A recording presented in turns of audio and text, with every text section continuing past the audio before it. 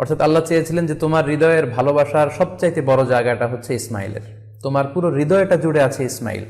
আমি চাই তুমি আমার সন্তুষ্টির জন্য এই ইসমাইলকে বিলিয়ে দাও, এই ইসমাইলকে কুরবানি করে দাও।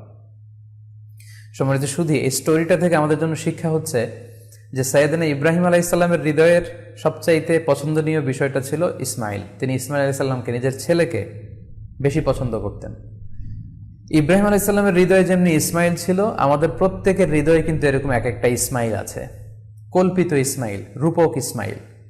আমাদের কারো হৃদয়ের ইসমাইল হচ্ছে আমাদের টাকা পয়সা, আমাদের কারো হৃদয়ের ইসমাইল হচ্ছে আমার ব্যাংক ব্যালেন্স, আমাদের কারো হৃদয়ের ইসমাইল হচ্ছে আমার দামি গাড়ি, আমাদের কারো হৃদয়ের ইসমাইল হচ্ছে আমাদের যশ খ্যাতি, আমাদের ক্ষমতা প্রতিপত্তি, এগুলো। আল্লাহ তাআলা চান আমাদের প্রত্যেকের যার যার হৃদয়ের ইসমাইল যেটা, সেটাকে আমরা আল্লাহ তাআলার সন্তুষ্টির জন্য উৎসর্গ করতে পারবো কিনা, আল্লাহ তাআলার খুশি